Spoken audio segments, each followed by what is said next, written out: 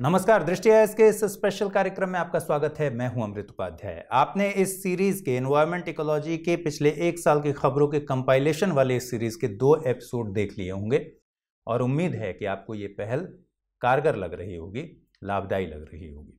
तो आइए, आज तीसरा एपिसोड है। तीसरे एपिसोड की शुरुआत करते हैं और जल्दी जल्दी खबरों को देखते हैं। पहली खबर क्या है? पहली खबर है, गंगा में माइक्रो प्लास्टिक्स की संख्या बढ़ रही है। माइक्रोप्लास्टिक प्रदूषण के स्तर में लगातार बढ़ोतरी हो रही है। ये गंगा की बात है। जो सबसे ज्यादा प्रभावित इलाके हैं वो है वाराणसी, हरिद्वार और कानपुर। इन तीनों शहरों के पास सबसे ज्यादा प्रदूषण है, माइक्रोप्लास्टिक के प्रदूषण है। अब माइक्रोप्लास्टिक क्या होते हैं? माइक्रोप्लास्टिक का सीधा सा मतलब है 5 mm से कम आकार के प्लास्टिक के टुकड़े। तो 5 mm से कम आकार के प्लास्टिक के टुकड़ों को क्या कहते हैं? हम माइक्रोप्लास्टिक कहते हैं। और सबसे ज्यादा इनसे प्रदूषण होता है समुद्री जल में। अब यहां देखिए, गंगा में माइक्रोप्लास्टिक प्रदूषण अगर बढ़ेगा, फाइनली नदियों का जो मिलान होता है वो समुद्र में होता है, तो समुद्र में ये सारे माइक्रोप्लास्टिक्स क्या होंगे? चले जाएंगे। तो सबसे ज्यादा प्रदूषण होता है समुद्री जल में। इंसानों के लिए माइक्रोप्लास्टिक बहुत ज्यादा खतरनाक होता है, केमिकल पॉइजनिंग की तरह होता है। ठीक है। अब माइक्रोप्लास्टिक्स का इस्तेमाल कहां कहां होता है? आप टूथपेस्ट का यूज करते हैं, हेल्थ प्रोडक्ट्स और ब्यूटी प्रोडक्ट्स का जिसमें इस्तेमाल करते हैं आप, तो हेल्थ और ब्यूटी प्रोडक्ट्स जैसे कि क्लींजर्स का इस्तेमाल होता है, टूथपेस्ट्स का भी इस्तेमाल होता है, कॉस्मेटिक से अलग। इसमें एक टर्म आता है माइक्रोबीड्स।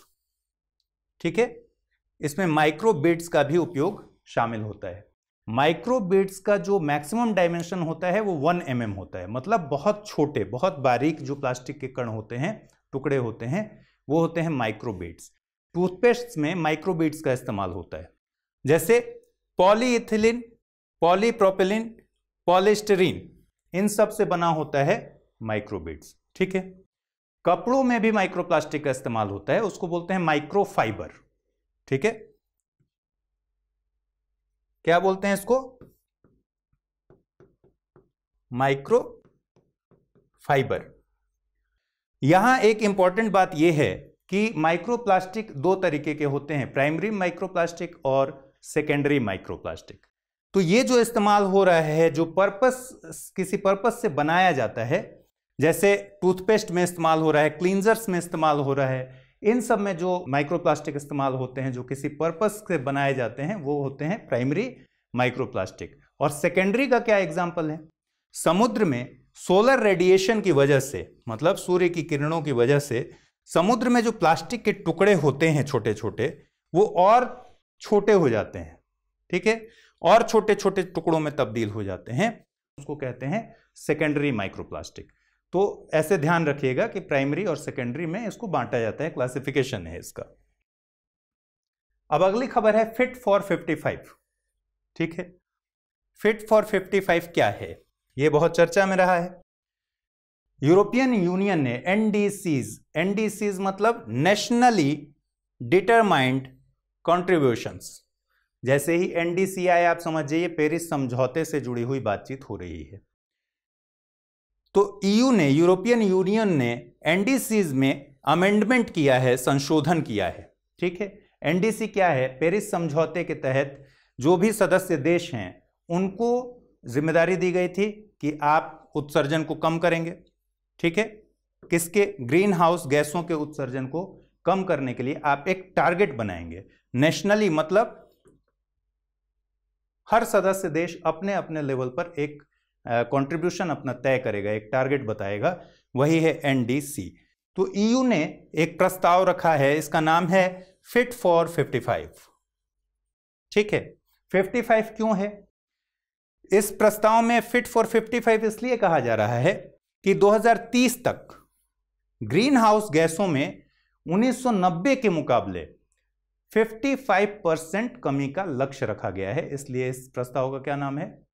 Fit for 55। ठीक है, 2050 तक आपको पता होगा यूरोप को दुनिया का पहला क्लाइमेट न्यूट्रल कॉन्टिनेंट बनाने का टारगेट रखा गया है 2050 तक।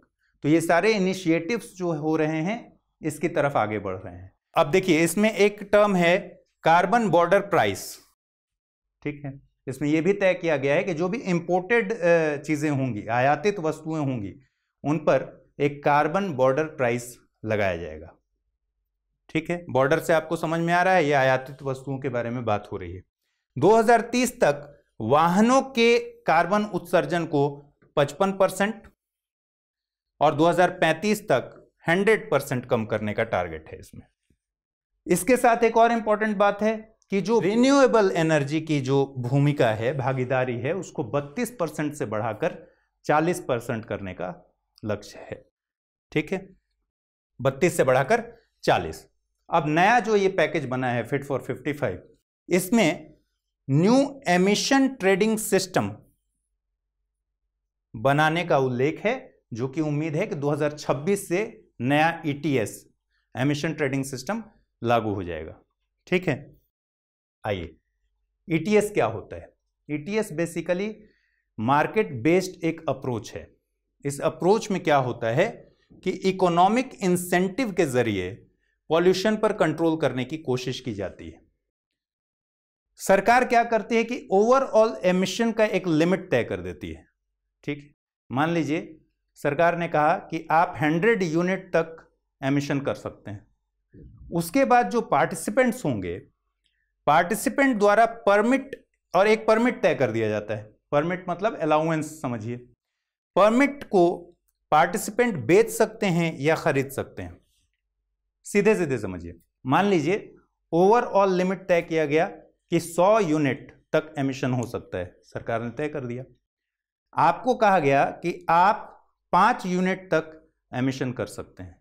मान लीजिए आपने किसी तरह 3 ही यूनिट एमिशन किया, ठीक। तो जो आपके पास परमिट है, आपके पास परमिट 5 यूनिट तक का है, तो आप उस परमिट को बेच सकते हैं, ठीक है। इसी तरह मान लीजिए आपकी जरूरत इतनी है कि आपको 7 यूनिट तक एमिशन करने की जरूरत है, तो अब आपके पास परमिट 5 ही यूनिट का है, तो 2 यूनिट आप कैसे मैनेज करेंगे? तो आप किसी से उसको खरीद लेंगे। तो ये खरीदने और बेचने की जो प्रक्रिया है ट्रेड सिस्टम है, इसीलिए इसको क्या कह रहे हैं? Emission trade system. समझ गए? अब नए ETS के साथ एडजस्टमेंट के लिए कि अचानक से कोई भार ना पड़ जाए, अभी जो वर्तमान ETS है उससे अलग ये नया ETS है, तो जो कि 2026 में लागू होने की उम्मीद है। तो नए ETS के हिसाब से क्या किया गया है कि सोशल क्लाइमेट फंड की घोषणा की गई है। अब ये सोशल क्लाइमेट फंड क्या करेगा? Social climate fund low carbon transport और इमारतों के रिनोवेशन इत्यादि में इस फंड के जरिए मदद दी जाएगी, इस्तेमाल किया जाएगा, ठीक। अब अगली खबर जो है बहुत इंपॉर्टेंट, अमेजन फॉरेस्ट के बारे में। अमेजन वन, जिन्हें कहते हैं हम लंग्स ऑफ वर्ल्ड, क्यों कहते हैं? क्योंकि ये CO2 को बहुत बड़ी मात्रा में एब्जॉर्ब कर लेते हैं, तो इसलिए हम कहते हैं लंग्स ऑफ वर्ल्ड। एक खबर आई कि ये एब्जॉर्ब करते हैं, लेकिन कहीं कहीं से ये खबर आई कि अमेजन वनों में से कुछ कार्बन उत्सर्जन की भी रिपोर्ट है, इसलिए ये इंपॉर्टेंट खबर हो जाती है। उसका कारण जो है वो है ईस्टर्न पार्ट अमेजन वनों का जो है उसको बड़े पैमाने पर काटा गया है और इस वजह से कार्बन उत्सर्जन की रिपोर्ट आ रही है, ठीक है। अब अमेजन के बारे में जान लीजिए। अमेजन वन जो है वो आर्द्र सदाबहार वर्षा वन, आर्द्र सदाबहार वर्षा वन है, और ज्यादातर हिस्सा जो इसका पड़ेगा वो पड़ेगा ब्राजील में। ब्राजील में ज्यादातर मैक्सिमम हिस्सा पड़ेगा, लेकिन जो इसका विस्तार है उसको देख लीजिए कि कहां कहां है इसका विस्तार। ये ब्राजील तो हो ही गया, बोलीविया में भी, पेरू में भी, इक्वाडोर में भी, कोलंबिया में भी, इन सारे एरियाज में इसका विस्तार है अमेजन वर्षा वनों का।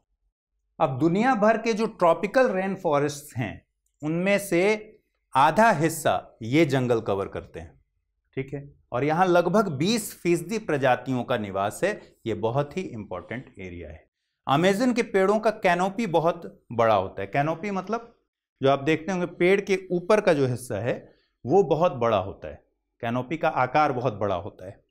उष्णकटिबंधीय वर्षा वनों का विस्तार कहां से कहां तक है? 10 डिग्री नॉर्थ से लेकर 10 डिग्री साउथ अक्षांश तक।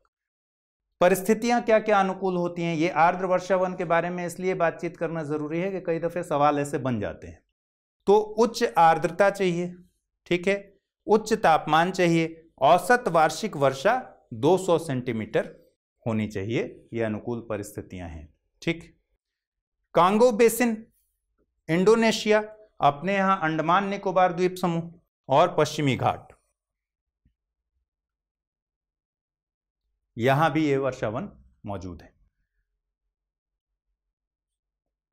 चलिए अगली खबर है green hydrogen summit. Green hydrogen summit Bharat की मेजबानी में हुआ है, ठीक है, भारत की मेजबानी में हुआ है ग्रीन हाइड्रोजन इनिशिएटिव्स पर शिखर सम्मेलन। ब्रिक्स देशों ने भी इसमें हिस्सा लिया है। महारत्न कंपनी है एक एनटीपीसी लिमिटेड, उसने इस समिट को आयोजित कराया, ठीक। अब ये इसमें हरित हाइड्रोजन की बात की जा रही है ना, ग्रीन हाइड्रोजन इनिशिएटिव की बात करें तो हरित हाइड्रोजन क्या है? हरित हाइड्रोजन इलेक्ट्रोलिसिस के जरिए हरित हाइड्रोजन का उत्पादन होता है और इसमें कार्बन फुटप्रिंट नहीं होता है। अब यहां दो चीजें आपको समझनी है, क्या इलेक्ट्रोलिसिस क्या है और कार्बन फुटप्रिंट का मतलब क्या है, ठीक है।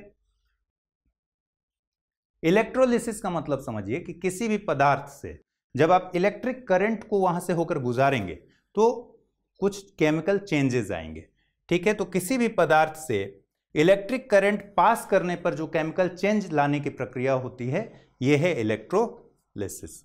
और कार्बन फुटप्रिंट का मतलब क्या है? हमारी क्रियाओं द्वारा हम लोग जितने जो काम करते हैं उससे जो ग्रीन हाउस गैसों का उत्सर्जन होता है उसकी कुल मात्रा। तो पिछला स्टेटमेंट क्या था? पिछला स्टेटमेंट ये था कि ग्रीन हाइड्रोजन जो कि इलेक्ट्रोलिसिस के जरिए इसका उत्पादन होता है, इसमें कार्बन फुटप्रिंट नहीं होता है, मतलब ग्रीन हाउस गैसों का बहुत कम उत्सर्जन होगा।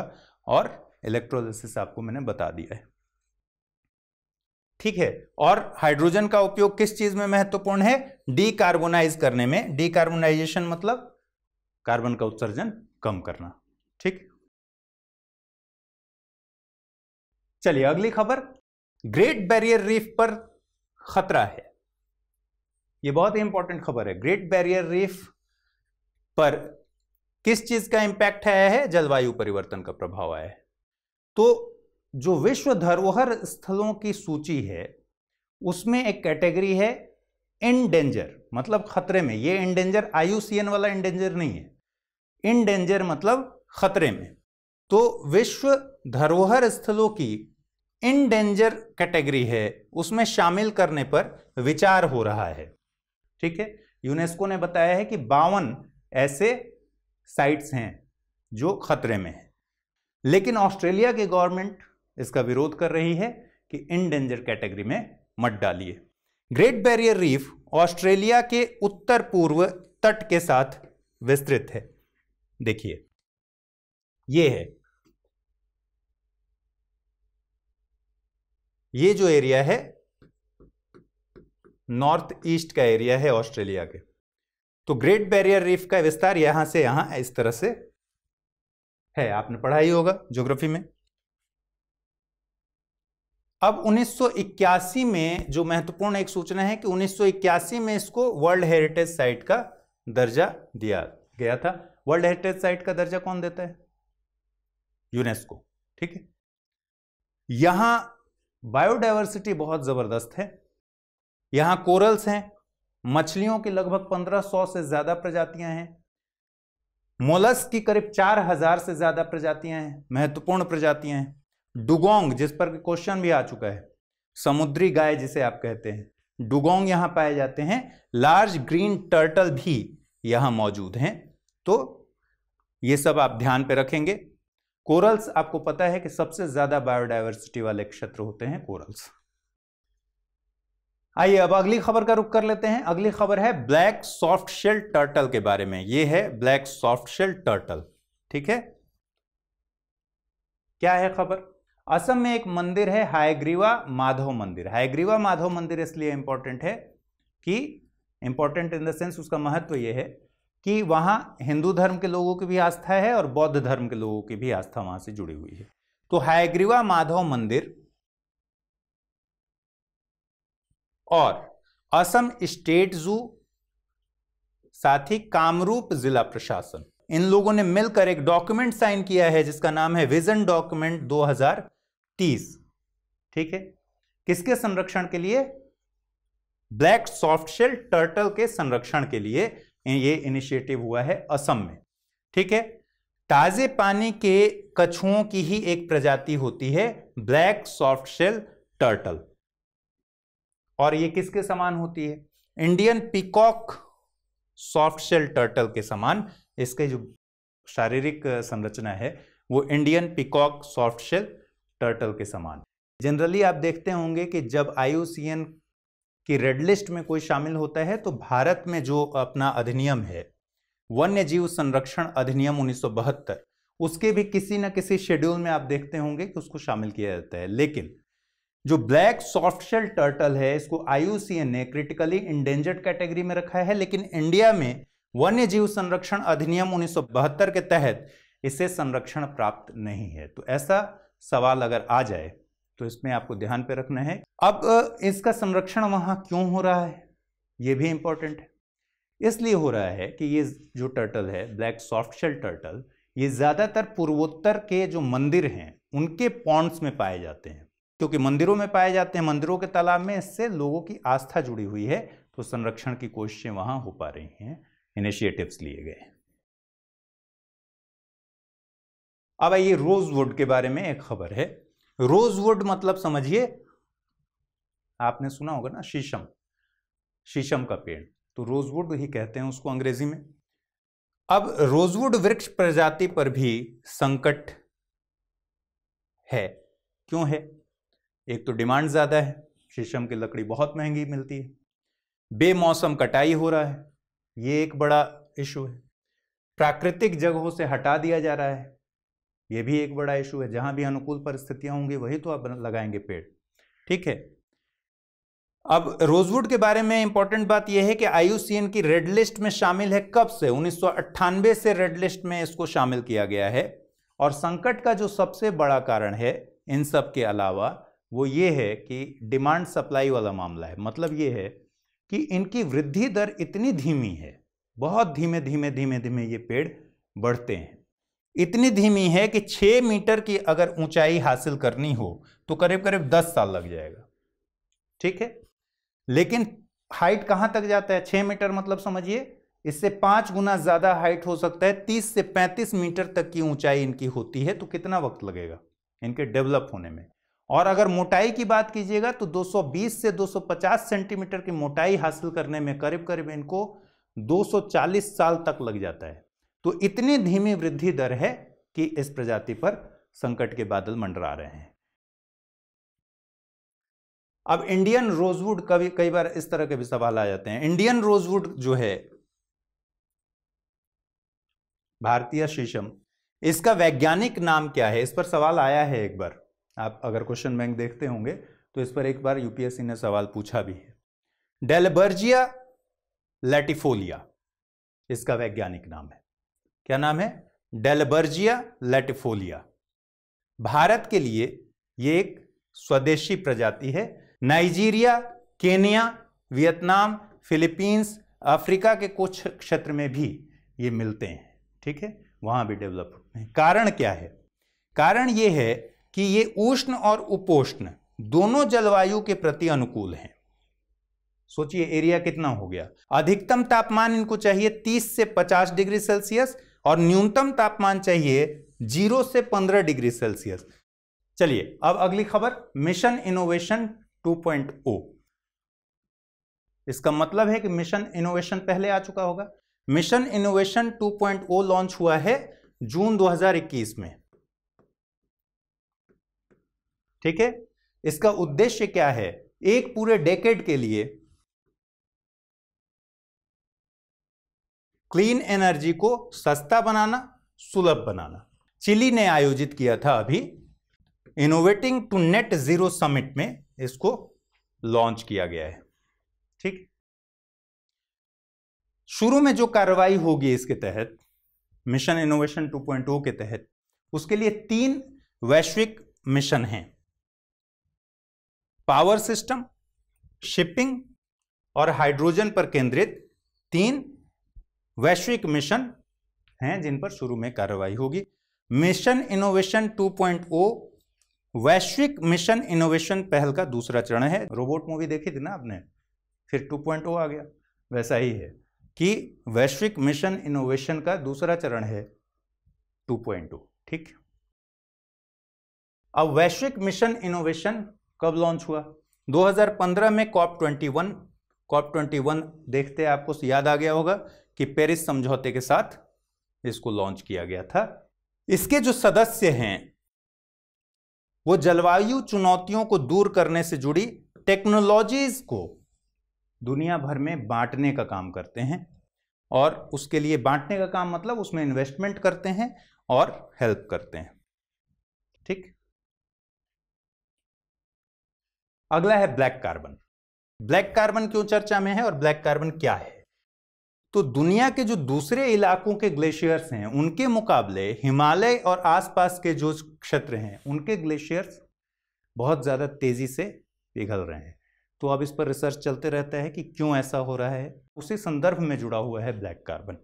ग्लेशियर्स के पिघलने की दर को कम करने के लिए ब्लैक कार्बन पर एक बेहतर नीति की ज़रूरत बताई गई है, अच्छी पॉलिसी बनाने की ज़रूरत बताई गई है।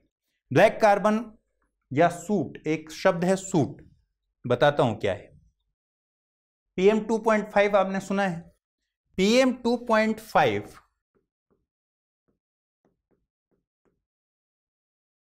का ही एक हिस्सा है सूट, SOOT, और सूट का ही एक हिस्सा है ब्लैक कार्बन।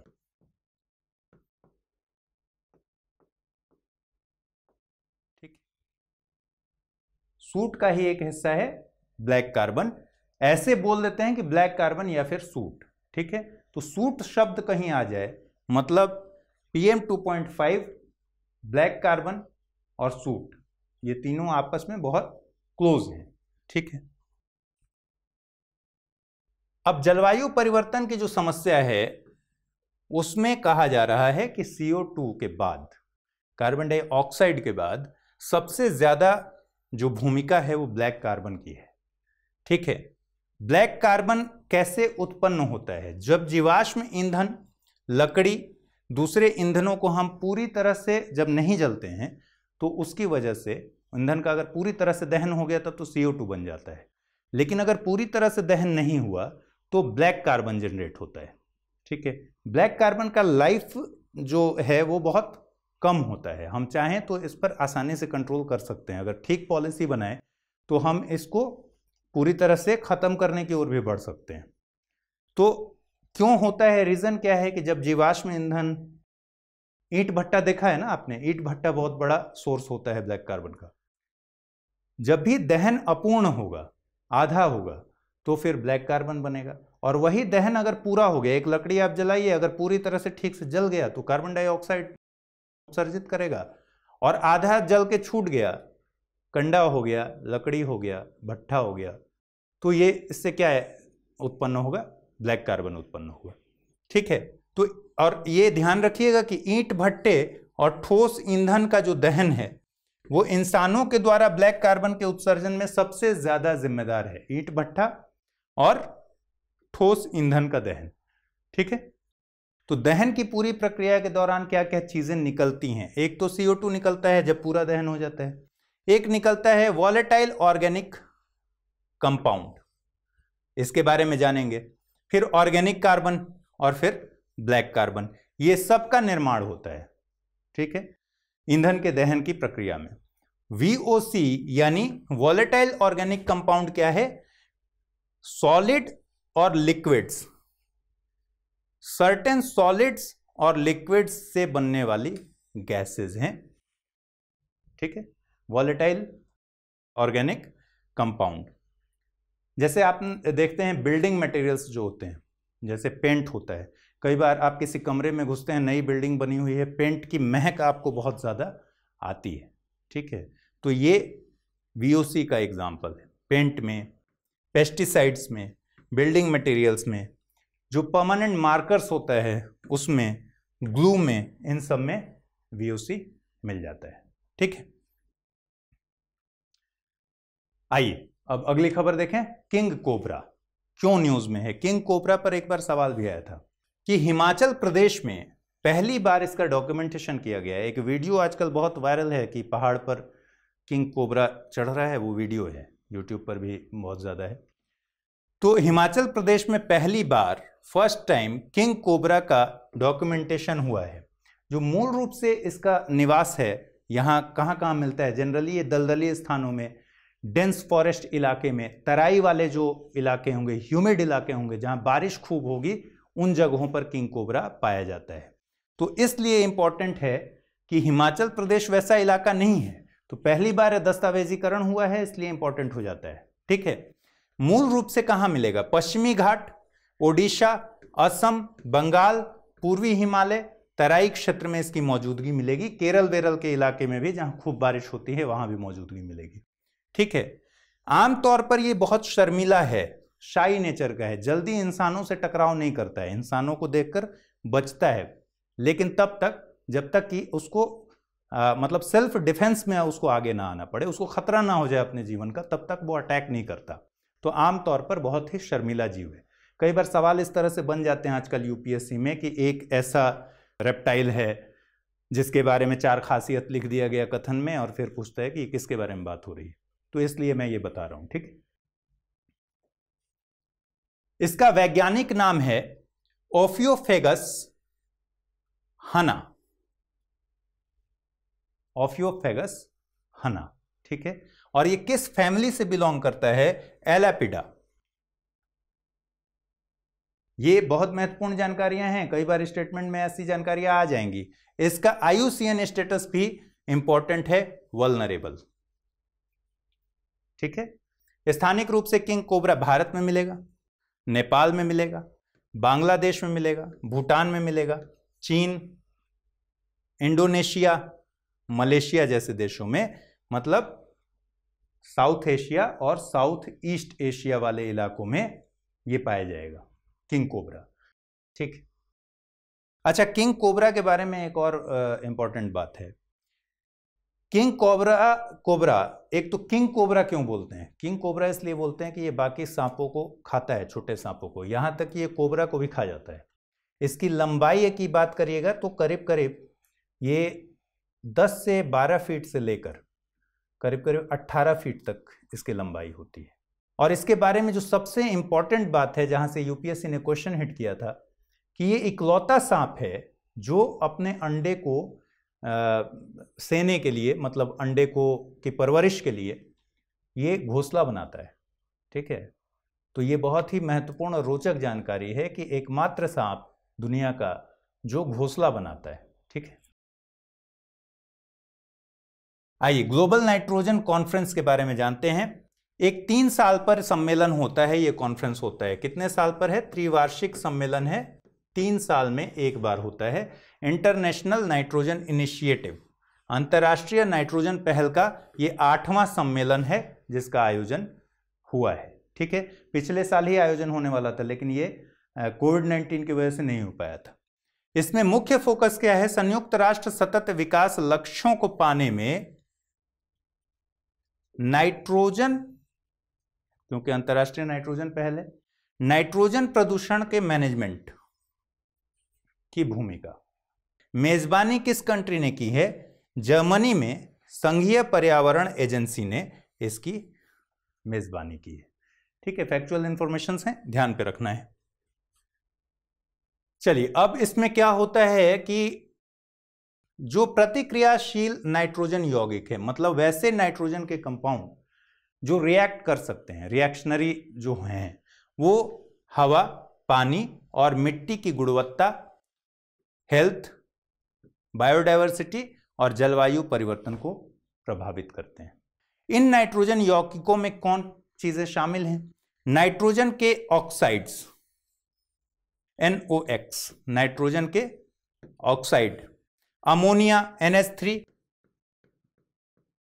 ठीक है। Green house gas nitrous oxide, nitrous oxide. अब आइए zero carbon. UN climate change